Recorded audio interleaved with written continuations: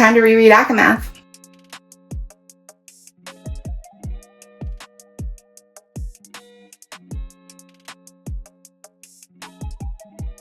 In preparation for our ACOTAR 6, we are rereading the entire series. We're putting out vlogs. We have full-length episodes.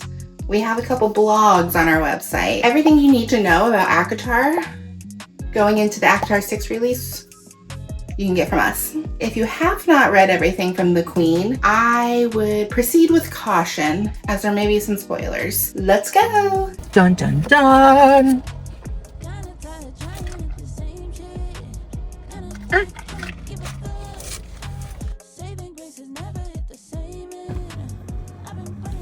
This girl's creepy. Hey, Feyre just escaped from the Weaver, who I think is a spider, by the way. But, you know, it's pages of this intense sequence of how is she gonna get out of the cottage. And then Rhysand is just out there on a tree waiting for her. And she gets there, he says, "What the hell did you do?" And I don't know, I just like that. I love his comedic timing. Well, Sarah's, I guess.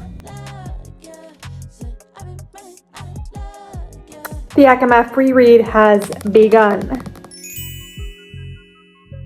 And I absolutely did forget how girthy this book is. Thick. But I'm excited. I'm excited to be back with Rhysand. I'm excited to see my friends, the inner circle, Cassian. Like, I'm excited.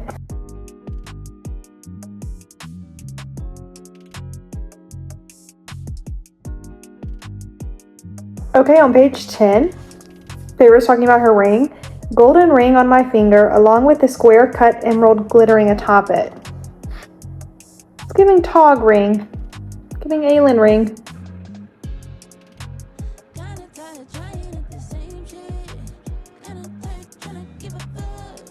Guys, I'm only on page 20 and I have more things to say. So, of course, I think that Tamlin is a Tog Fae because he shifts. He kind of looks similar. He has his animal beast form. But also, this is how Tamlin is described by Feyre. I was already in bed when Tamlin entered my room, silent as a stag through the wood.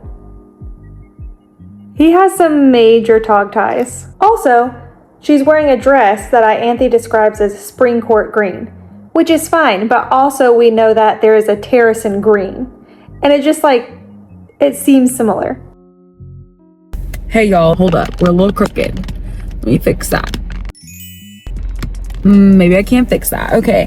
A Court of Mist and Fury, which has obviously been freaking me out in the best way. I completely forgot how fast Feyre joins the inner circle. She gets to Velaris and she's like, "Hey, I like it here." And then she just signs up for it. Completely forgot about that. I just left the summer court, okay? Forgot Harkonnen is a little bit of a douchebag when they first meet him, and then he gets cool and very charming. And Feyre was, and she says it as well, she wasn't lying when she said to be easy to fall in love with him, and is girl, for real. Also living for her and Rhys's Bansa. I love the Bansa. I kind of don't want to move on past it. I wish we kind of got more banter as the series progresses, just because and I guess it's been said before, obviously they do get a little boring as the series goes on, but I'm eating it up right now. Hey, I just wanted to show you this because I like it. If they was making a decent point, why did the summer court end up with the Book of Breathings? Do we know that? I don't think we do.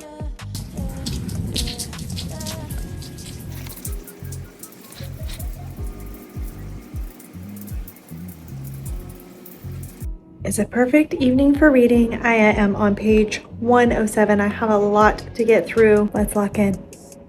If you've been following along at all, you know that I'm on a big dragon kick since reading ACOTAR when Amarantha, her sigil is talked about as a sleeping dragon, and I've been on a spiral about dragons ever since.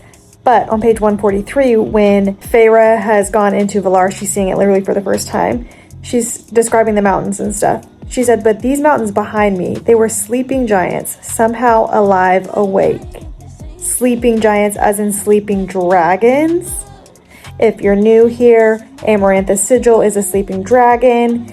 In Crescent City, obviously we have Ariadne, who is a dragon, but she describes other dragons, the ancient ones, as different from her and slumbering currently. They're sleeping dragons.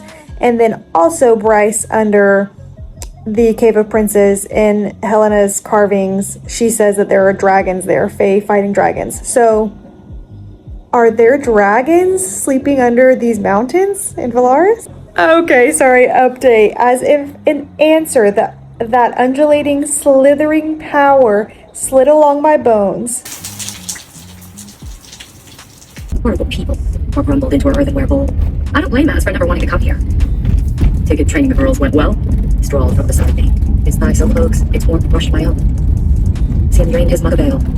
I got one of them to confess they hadn't received a lesson in 10 days. They'd all been too busy with chores, apparently. Born fighters in this lot? 3, actually, Moore said. 3 out of 10 isn't bad at all.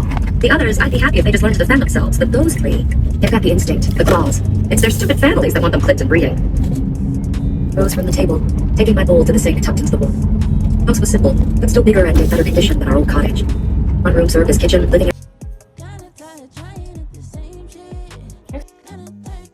Rhysand.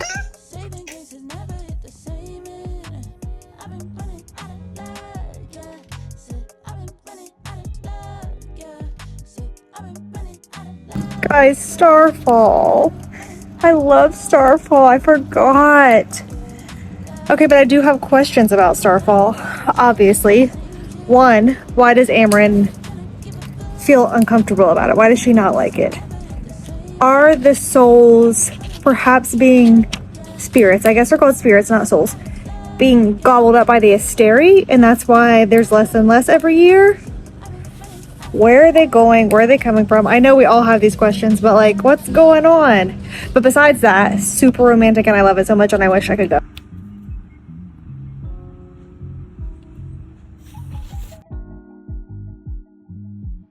I have a working theory about the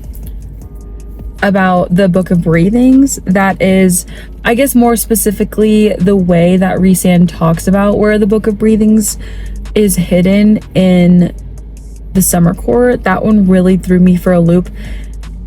Basically, he goes on to talk about how it's really obvious that like where they hid it is like in the center of the city, and like everybody can see it, but it's kind of hard to get to. And like he just describes it like he is describing an idea he's had before, and now I'm just really suspicious of, like, I feel like he's hiding something, which obviously everyone's saying he's hiding loads of stuff, but still I'm like, I know there's something more here, and I want to know. I just listened to the bit about Moore, and I was really sad about Eris and her engagement, and then obviously her and Cassian, and like, oh my gosh, I was eating up the bit when Feyre asked Rhys, like, hey, like, what's going on with Moore and Azriel? Like, have they ever like been a thing or whatever?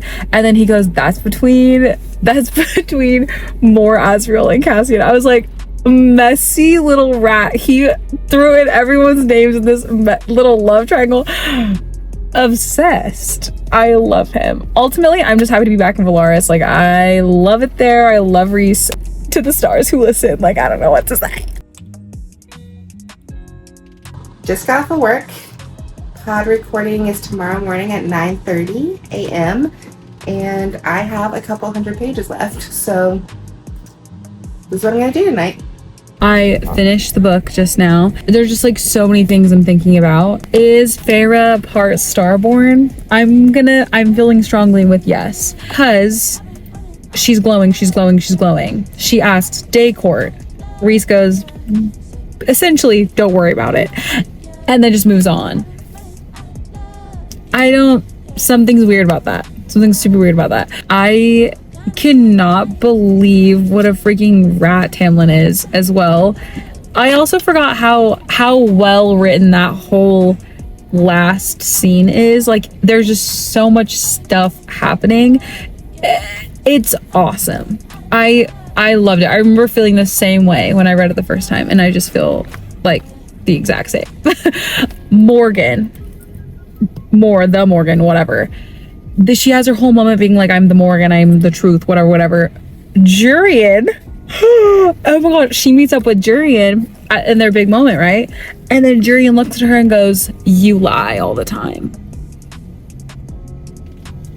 But I thought she says the truth. Anyways, I feel like that's really important, and that's gonna something's gonna happen with that, because it feels a little too like foreshadow Easter egg. Cannot wait to talk about this book on the podcast because I had so much fun. And yeah, Sarah J Maas forever. Love that girl.